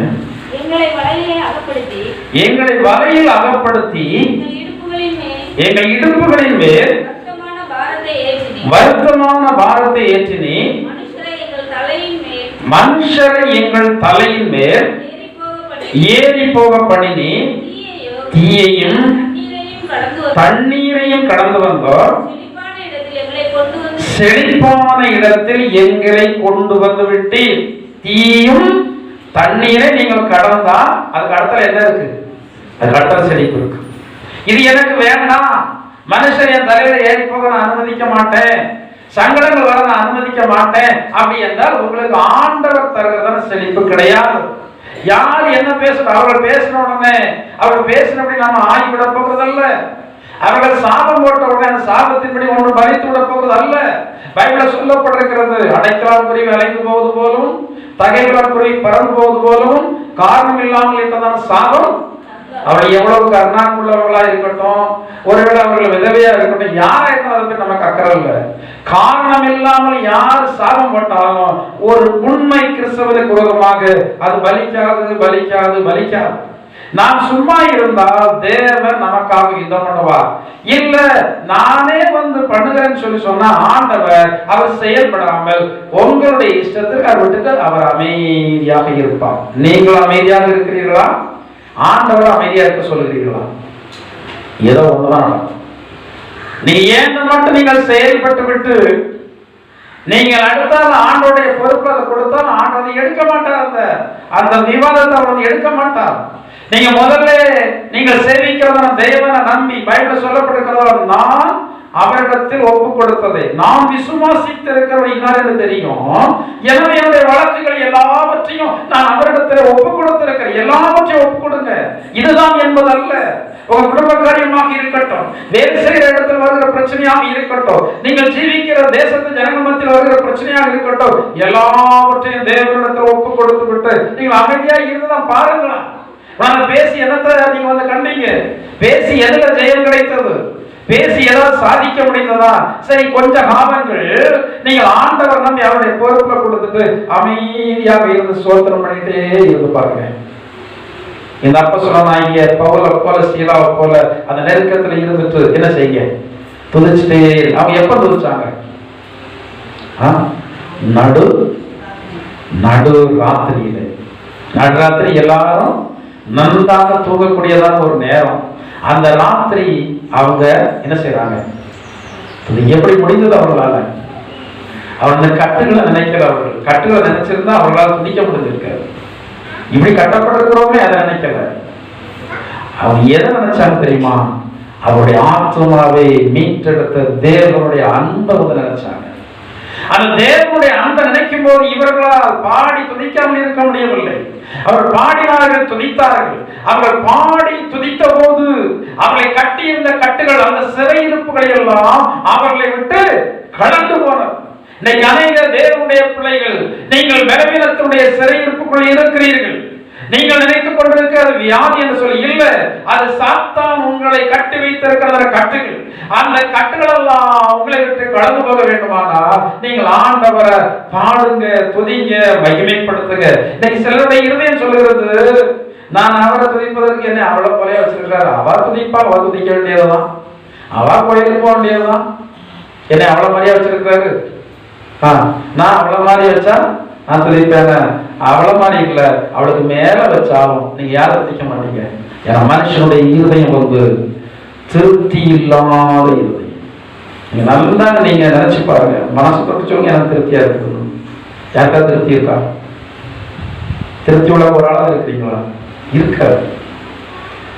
ஏன்னா வேதத்துல சொல்லப்படுற காண்கிறதுனால் கண்கள் திருப்தியா. எல்லாருக்கும் நான் என்னை சேர்த்தான் சொல்றேன். ஒவ்வொரு விதத்துல என்ன திருப்தி இல்லை. எனக்கு இத்தனை ஆத்மா போது திருப்தியா இருக்கு இல்ல, ஆத்மா வரணும். இந்த விடுதலை கோயிலுக்கு போது திருப்தியா இருக்கு இல்ல. சரி, சகப்பிரகாரமான காரியத்துல இருக்கிற காரணம் திருப்தி இருக்கா? இல்ல, இருக்காது. எந்த மனுஷனுக்கு இருக்காது. ஆனா திருப்தி இல்லை என்பதற்காக அதை எப்படியாவது பெற்றுவிட வேண்டிய என்பதற்காக குறுக்கு வழியில பெற்றுவிட நீங்க முயற்சி பண்ணிவிடக் கூடாது. ஆனா தேவனுடைய பிள்ளைகள் இந்த பூமிக்குரியதான காரியங்கள்ல திருப்தியா இருக்கணும். ஆவிக்குரிய காரியங்கள்ல தான் நமக்கு எதை இருக்கக்கூடாது. ஒரு மணி நேரம் ஜோன்றோம், திருப்தி இருக்கக்கூடாது. இன்னும் ஜோணும், இன்னும் என்ன செய்யணும், ஜோணும். ஆராதனைக்கு வர்றோம், கொஞ்ச நேரம் தான் முழங்கால் பிரிவு முடிவு, ஒரு 5 நிமிஷம் 10 நிமிஷம் இல்லை, இது போதாது. எவ்வளவு நேரம் நான் குறுக்கே உடைஞ்சாலும் நான் எப்படி இருப்பேன்? குறுக்கே உடைஞ்சாலும் பரவாயில்ல. ஆசைனால என்ன செய்யறோம்? வீட்லையும் வேலை செய்துட்டு தப்பா சொல்லணும், தப்பா சொல்ல நினைக்கிறேன். வீட்லையும் வீட்டு வேலை யாரும் செய்யறோம், நம்ம தான் செய்யணும். வெளியுமே என்ன வேலை, கொஞ்சம் விவசாயமே நம்ம தான் செய்யணும். குறுக்கு ஒத்துழைக்கே செய்யுது இல்லை, கஷ்டமாக தான் இருக்கு. ஆனால் நம்ம சம்பாத்தியம் பண்ணணும், சேர்க்கணும், மேன்மையாக இருக்கணும், பிள்ளைகளை நல்லா வைக்கணும், பணத்தை சேர்க்கணும், நகையை சேர்க்கணும். இந்த ஆசை இந்த வேதனையை குறைக்குது. இந்த ஆசை வேதனையை குறைக்குது. இதே போல ஆன்மீக காரியத்துல உங்களுக்கு தேவன் பேர் ஆசை இருக்குமானா அந்த பிரச்சனைகள், அந்த விளைவினங்களா தெரியாது. கட்டப்பட்டிருக்கிற நிலைமையில அவர்களுக்கு அது தெரியல. அது தெரியாதபடினால இவர்கள் ஆண்டவரை நோக்கி இவர்கள் பாடி துணிச்சிட்டு இருக்கிறாங்க. கட்டுகளெல்லாம் இவர்கள்ட்டு என்ன செய்யுது, கண்டு போய் சிறைச்சாலை என்ன செய்யுது, உங்க வீடே நீங்களே அசைவீங்களா, உங்க வீடு அசையும், நீங்களே இன்னும் அசையல, உங்க குடும்பமே இன்னும் அசைந்து சரியான ஒரு ஆவிக்குரிய அனுபவத்துக்குள்ள வர முடியல. எங்க இருக்கிற கட்டடம் அசையும், சிறைச்சாலையினுடைய அஸ்திபாரங்கள் எல்லாம் என்ன வந்துட்டா ஒரு பெரிய ஒரு பூமி எதிர்ச்சி, ஒரு பெரிய ஒரு பூமி எதிர்ச்சி வருகிறது, அசைகிறது. எல்லாம் என்ன செய்யுது, அசைகிறது. எல்லா கதவுகளும் தானா எல்லாம் திறந்து இருக்கு. ஆனா இவர்கள் எழுப்பி ஓடிவிடவில்லை. இருக்கிற இடத்துல அப்படி இருந்த ஆண்டுடைய நாமத்தை துதித்துக் கொண்டே இருக்கிறாங்க. மனிதர்கள் அவர்களை எப்படி சிறைப்படுத்தினார்களோ அவர்களே இவர்களை விடுதலையாக்குகிறார்கள். அடுத்தபடியாக ஏசாயா 5:13 வாசிங்க. சீக்கிரத்தில் கடந்து போகிற ஏசாயா 5:13 வாசிங்க.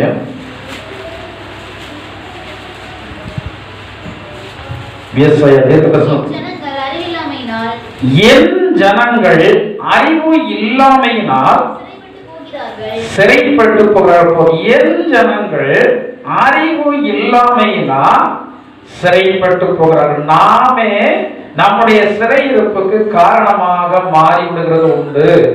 நமக்கு ஆண்டவர் அறிவை தந்திருக்கிறார். இந்த அறிவை நம்ம சரியானபடி என்ன செய்யணும், பயன்படுத்தணும். மிருகத்திற்கு என்ன கிடையாது, மிருகத்திற்கு அறிவு கிடையாது.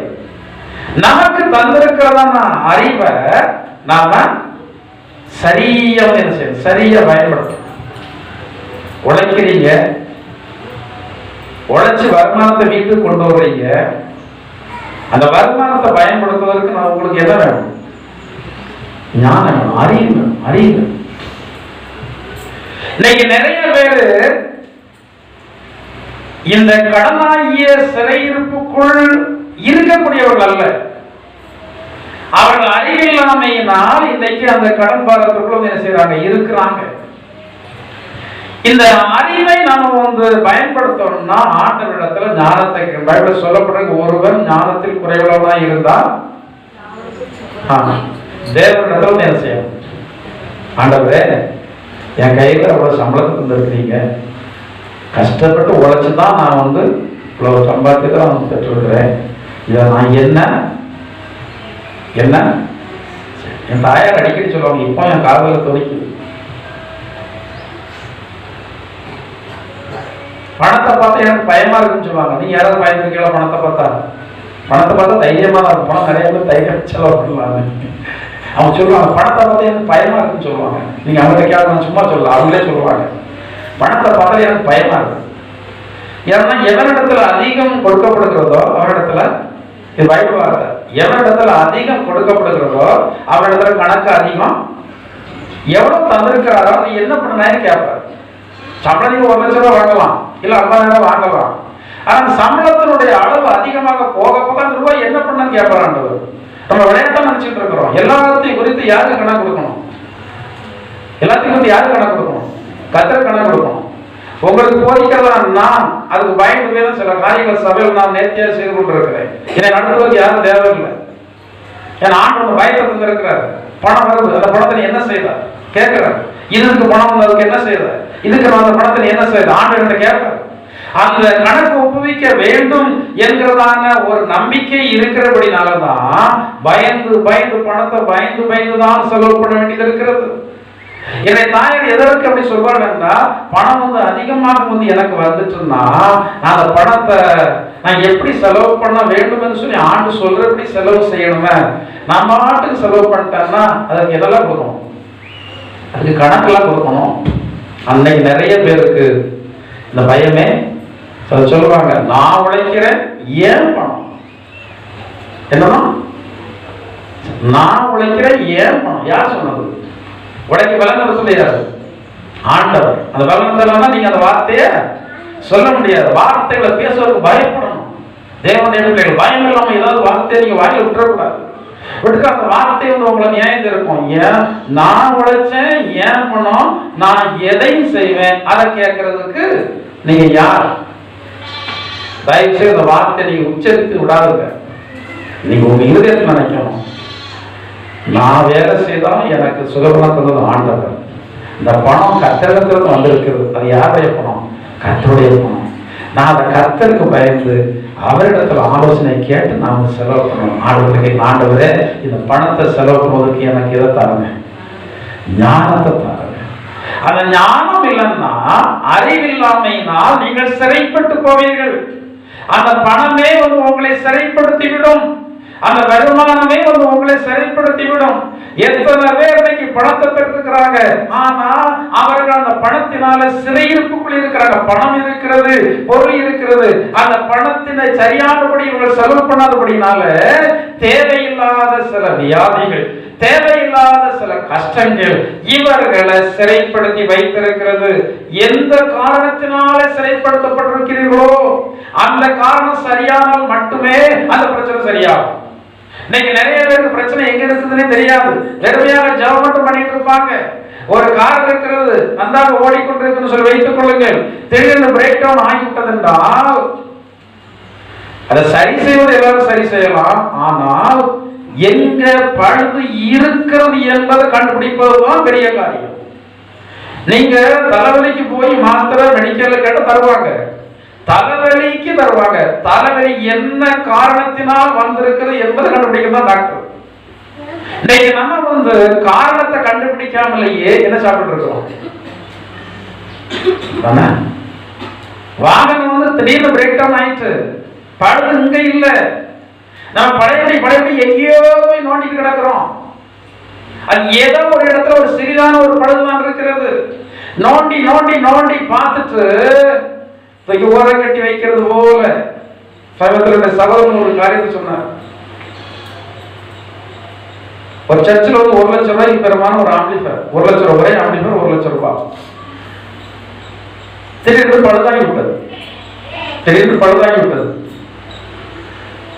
அது வாங்கின கம்பெனிக்கு அனுப்பியாச்சு, வாரண்டியெல்லாம் முடிஞ்சு போச்சு. அதற்கு பிறகு அவங்க எங்கெங்கெல்லாம் ஃபுல்லா நோண்டிட்டான். நோண்டின ஃபால்ட் என்னாகல சரியா. கடைசியில் அந்த கம்பெனியில் உள்ள மெக்கானிக் சொன்னது என்னன்னா, சார் இது போர்டு போயிட்டு அதோட போர்டே தூக்கிட்டு வேற போர்டு வைக்கணும், அந்த போர்டை வாங்குறதுக்கு வேற ஆம்பிளிஃபயரே வாங்க, வெளிநாட்டுல இருந்து வர வச்சுதான் அந்த போர்டை வந்து மாற்றணும், வாங்கிடலாம். திடீர்னு ஒரு நாள் என்னுடைய சகோதரன் அவங்க சர்ச்சுக்கு போயிருக்கும் போது பாஸ் சொன்னாராம், இப்படி ஒரு ஆம்பிளிஃபயர் வாங்கினேன், கொஞ்ச நாள் நல்லா பயன்பட்டது, ஆனால் இப்போ ரிப்பேர் ஆயிடுச்சு, நான் அங்கெல்லாம் கம்பெனிலாம் கொடுத்து பார்த்தேன், சரி பண்ண முடியல, நீங்க ஏதாவது பண்ண முடியும், சரி பார்ப்போம், ட்ரை பண்ணிப்பான்.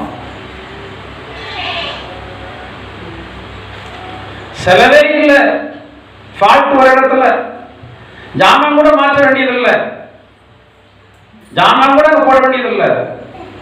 எங்கேயோ போகிறதா ஒரு ட்ராக், கண்ணு தெரியாது, லென்ஸ் வச்சு தான் பார்க்கணும். அந்த ட்ராக் எல்லாம் பெரிய லென்ஸ் வச்சு பார்த்தா தான் தெரியும். முடி அளவுக்கு தான் ட்ராக் இருக்கும், அந்த ட்ராக் கட்டாயிருக்கு. அந்த ட்ராக் லூப் ஒயர் போட்டு பார்க்கறது வந்து லென்ஸ் வச்சு தான் பார்க்க முடியும் அந்த ட்ராக்கை. ஆனால் லூப் ஒயர் கொஞ்சம் பெரிய ஒயரை போட்டு பண்ண பிறகு இன்னும் இத்தனை மாதங்களாக இயங்கி கொண்டிருக்கிற ஃபால்ட்டு எங்கே இருக்கிறது என்பதை கண்டுபிடித்தால் மட்டும்தான் உங்களுடைய பிரயாசத்திற்கு பலன். இல்லாவிட்டால் நீங்கள் எவ்வளவு அம்மியா கும்மியா மறைந்தால் உங்களுடைய பிரச்சனைகள் நீங்காது. பிரச்சனைகள் எங்கே இருக்கிறதோ அதை நீங்க சரிப்படுத்தணும். பிரச்சனைகளை நீங்கள் உங்க இடத்துல வச்சுட்டு நீங்க எங்கேயோ பிரச்சனை இருக்கு என்று சொல்லி சரிப்படுத்த முயற்சி பண்ணி கொண்டிருக்கிறீர்களே, தயவு செய்து கொஞ்சம் ஆண்டை சரிதானத்தில் நீங்கள் காத்திருந்து எங்க ஆண்டவரை பிரச்சனை கேளுங்க. யோசுவா கேட்டான் அல்லவா, ஆண்டவரை எங்க பிரச்சனை நடந்தது, நீங்க சொன்னீங்க ஜெயம் என்று சொல்லி, ஆனா இன்னைக்கு தோல்வியான வாழ்ந்து எங்க பிரச்சனை நடந்தது?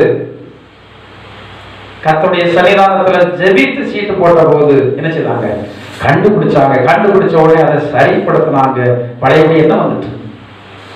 ஜெயம் வந்துட்டு. இன்னைக்கு அநேக நீங்க அறிவில்லாமையினால் அநேக சிறையிருப்புக்குள்ளாக்கப்பட்டிருக்கிற. என்ன சிறையிருப்பெல்லாம் உங்களுடைய வாழ்க்கையில் இருக்கிறது? கடன், அது ஒரு சிறையிருப்பு தான். சரத்துல சில பலவீனங்கள், நோய்கள், அது சிறையிருப்பு தான். ஏன்னா என்ன இல்லை, அறிவு இல்லை. அறிவை பயன்படுத்தணும். கொஞ்சம் சளி தொந்தரவு உள்ளவங்க எது சாப்பிடக்கூடாதோ சாப்பிடக்கூடாது, அறிவை பயன்படுத்தணும். நான் சாப்பிட்டே தான் இருப்பேன், எனக்கு சளி தொந்தரவு வரக்கூடாதுன்னு வரதான் செய்யும். அறிவு இல்லை, அந்த சிறையிருப்பு இருக்கதான் செய்யும். சுகருக்கு வரக்கூடாது, வந்துட்டு சீனியை குறைச்சுதான் ஆகணும். ஆண்டவரே சீனியை குறைக்க சொல்றாரு, அதுதான் அந்த பலனும் வந்திருக்கு. இல்ல நான் சோதனைப்பட்டு என் பாட்டுக்கு எல்லாத்தையும் சாப்பிடுவேன் அப்படின்னா அது தொந்தரவு பண்ணாதான் செய்யும். என்ன இல்ல அறிவு இல்ல. கால் கொஞ்சம் வீக்கா இருக்கு, பலவீனமா இருக்கு, நான் ஓடதான் செய்வேன், ஓடிதான் கார்ல எடுவேன், கூட கொஞ்சம் காலு. அறிவு இல்லை. நிறைய காரியத்தில் நமக்கு அறிவில்லாத அப்படின்னால நிறைய சிறையிருப்பு இருக்கிறது. நம்முடைய நடைமுறை வாழ்க்கையில நமக்கு அறிவு ஆண்டு தந்திருக்கிறார் அல்லவா, அதை நாம் பயன்படுத்த வேண்டும். சமயம் அதிகமாக போய்விட்டது. நான் அரண் என்பதை குறித்து வசனத்தை மட்டும் சொல்லி நான் முடிக்கலாம்னு சொல்லி நினைக்கிறேன். வீட்டில் போய் வாசித்துக் கொள்ளுங்கள். அதாவது சிறைகள் அரணுக்கு திரும்ப வேண்டும் என்று சொல்லி நம்ம வாசித்தோம். சிறையிருப்பு சாத்தானால், மனுஷனால், நம்ம அறிவில்லாத அப்படின்னா நம்மால் சிறையிருப்பு. இது எப்படி நீங்க அரணுக்குள் நாம் போகும்போது, நீதிமொழிகள் 10:29, கர்த்தருடைய வழிகாட்டுதலுக்குள் நீங்கள் கடந்து போகும்போது உங்களுடைய சிறையிருப்புகள் எல்லாம் நீங்கும். அடுத்தபடியாக ஏசாயா 26:1, நீங்கள் ரட்சிக்கப்படும் போது உங்களுடைய சிறையிருப்பு நீங்கும். சங்கீதம் 18:10, கர்த்தரின் நாமம் பலத்த துருகம், நீதிமான் அதற்குள் ஓடி சுகமாயிருப்பான். சிறையிருப்பு நீங்க சுகமா இருக்கணும்னா நீங்கள் எப்போது யாருக்குள்ளே இருங்க? கர்த்தருக்குள்ளே இருங்க. அந்த கர்த்தருடைய நாமத்திற்குள்ளே இருங்க. அது ஒரு பெரிய ஒரு பாதுகாப்பு. எதுலையும் இல்லாத பாதுகாப்பு எதுல இருக்கு? கர்த்தருடைய நாமத்திற்குள் இருக்கிறது. நான் உங்களுக்கு அதிகமாக விளக்கலாம், சமயம் தான் இடம் கொடுக்கவில்லை. இதோடு நான் முடிக்கிறேன். கர்த்தர் தாமே இந்த வார்த்தைகளை ஆசீர்வதித்து எல்லா விதமான சிறையிருப்புகளில் இருந்தும் உங்களை விடுதலையாக்குவராக நம்மளால் தோப்பு கொடுத்து ஜெபம் செய்வோம். கர்த்தாவே, எனக்கு இருக்கிறதான சிறையிருப்பு என்ன காரணத்தினால் என்பதை நான் வார்த்தை மூலமாக அறிந்து கொள்ள ஒரு வாய்ப்பை தந்தி நன்றியோடு சோதனைக்கு இந்த சிறையிருப்பிலிருந்து நான் விடுதலையாக்கப்பட கர்த்தர் எனக்கு உதவி செய்ய. சாத்தான் என்னை பலவீனத்தின் மூலமாக சிறைப்படுத்தி இருந்தால் அதை அறிந்து கொண்டு ஜெயம் பெற எனக்கு கிருபை தாருங்க ஆண்டவரே. மனிதர்கள் என்னை சிறைப்படுத்தி இருந்தால் அந்த சிறையிருப்பிலிருந்து என்னை விடுதலையாக்குங்க. நானே என்னுடைய அறிவில்லாத காரணத்தினால் சிறைப்பட்டு இருந்தேன் என்றால் கர்த்தாவே, எனக்கு அறிவை தந்து அந்த அறிவை நான் பயன்படுத்தி சிறையிருப்பிலிருந்து விடுதலையாக எனக்கு உதவி தாருங்கள் என்று சொல்லி ஆண்டு சன்னிதானத்தில் நான் ஜெபம் பண்ணுவோம். கர்த்தர் தாமே என்னை ஆசீர்வதிப்பார். ஹல்லேலூயா. கர்த்தாவே, நன்றியோடு ஸ்தோத்திரிக்கிறோம் ஆண்டவரே. கர்த்தர் நல்லவர், கர்த்தர் பெரியவர், கர்த்தர் மகத்துவம் உள்ளவர் ஆண்டவரே. கர்த்தர் சபைக்கு, திருச்சபைக்கு தந்ததான தேவனுடைய வார்த்தைகளுக்காக ஸ்தோத்திரிக்கிறோம் ஆண்டவரே. எங்களுக்கு தந்த தேவனுடைய வார்த்தைகளுக்காக நாங்கள் நன்றியோடு ஸ்தோத்திரிக்கிற வார்த்தைப்படி நடக்கு எங்கள் ஒவ்வொருவருக்கு கர்த்தர் கிருபை தாருங்க ஆண்டவரே. இதற்கான அபிஷேகத்தினுடைய பலனை, அபிஷேகத்தினுடைய வல்லமையை எங்களில் நீங்கள் தர வேண்டுமாறு ஜெபிக்கிறோம். ஹல்லேலூயா. கர்த்தாவே, நாங்கள் நன்றியோடு ஸ்தோத்திரிக்கிறோம் ஆண்டவரே. ஒவ்வொருவரையும் கர்த்தர் பலப்படுத்துவீராக. சாத்தான் யாரையெல்லாம் சிறைப்படுத்தி வைத்திருக்கிறாரோ அவர்களை அப்படிப்பட்டதான் நிலையிலிருந்து விடுதலையாக்குங்க ஆண்டவரே. மனிதர்கள் யாரை சிறைப்படுத்தி வைத்திருக்கிறார்களோ மனிதனுடைய சிறையிருப்பிலிருந்து அவர்கள் விடுதலையாக்கப்பட இயேசுவின் நாமத்தாலே தங்களை தாங்களே சிறைப்படுத்தி வாழ்ந்து கொண்டிருக்கிறதான ஜனங்கள் அந்த சிறையிருப்பிலிருந்து விடுதலையாக்கப்படத்தக்கதாக தேவன் தாமே கிருபை செய்ய வேண்டுமாறு ஜெபிக்கிறோம். ஹல்லேலூயா. நன்றியோடு ஸ்தோத்திரிக்கிறோம், ஸ்தோத்திரிக்கிறோம், ஸ்தோத்திரிக்கிறோம், ஸ்தோத்திரிக்கிறோம். எங்கள் அன்பின் பரலோகத்தின் பிதாவே, நல்ல இயேசுவே, மறுபடியும் ஒரு முறை உங்க சன்னிதானத்திலே கடந்து வந்து ஜீவனுள்ள தேவனாகிய உம்முடைய நாமத்தை ஆவியோடு உண்மையோடு தொழுது கொண்டு கர்த்தரை கிருபை செய்தி நாங்கள் நன்றியோடு ஸ்தோத்திரிக்கிறோம் ஆண்டவரே. எங்களுடைய ஆராதனை அங்கீகரித்த தேவன் எங்களை ஆசீர்வதித்தீரே, நாங்கள் நன்றியோடு ஸ்தோத்திரிக்கிறோம். கர்த்தர் எங்களுக்கு தந்த ஜீவனுள்ள வார்த்தைகளுக்காக நன்றியோடு ஸ்தோத்திரிக்கிறோம். நம்பிக்கையுடைய சிறைகள் அரணுக்கு திரும்பினால் இரட்டிப்பான ஆசீர்வாதம் உண்டு என்று சொன்னதான இந்த வார்த்தைக்காக நாங்கள் நன்றியோடு ஸ்தோத்திரிக்கிறோம் ஆண்டவரே. கர்த்தாவே, நம்பிக்கை இருந்தால் இருந்தாலும் அநேக விதமான சிறையிருப்புக்குள் இருக்கிறதான ஜனங்கள் ஒவ்வொருவரை கர்த்தர் கண்ணோக்கி பார்க்க வேண்டுமா ஜெபிக்கிறோம் ஆண்டவரே. இந்த சபையிலே கடந்து வருகிறதான யார் யார் என்னென்ன சிறையிருப்புக்குள் இருக்கிறார்கள் என்பதை கர்த்தர் அறிந்திருக்கிறீர். என்ன சிறையிருப்பாக இருந்தாலும் இந்த நாளில் அவருடைய சிறையிருப்பில் இருந்து கர்த்தர் அவர்களை விடுதலையாக்க வேண்டுமாறு நம்முடைய கர்த்தரை எல்லாரையும் தாழ்த்தி ஒப்புக் கொடுக்கிறோம் ஆண்டவரே.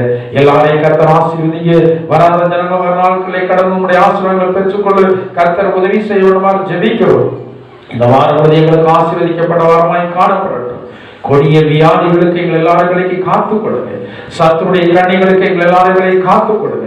வல்லாத மனிதர்கள் உருவாக்கும் தீமைகள், தீமையான ஆலோசனைகள் எல்லாம் வச்சிருக்கோம். எங்கள் எல்லாரையும் காத்துக் கொள்ள வேண்டுமாறு ஜெபிக்கிறோம் ஆண்டவரே. கர்த்தாவே, வருகை தாமதிக்குமானால் மறுபடியும் ஒரு முறை கூட உங்க சன்னிதானத்திலே கடந்து ஆராதிக்க கிருபைதாருங்க. வருகை இருக்குமானால் எதிர்கொண்டு வரத்தக்கதான பரிசுத்த ஜீவியத்தை தந்து தேவன் நாமை வழிநடத்த வேண்டுமாறு இயேசுவின் நாமத்தால் ஜெபிக்கிறோம் ஜீவனுள்ள பிதாவே. ஆமென்.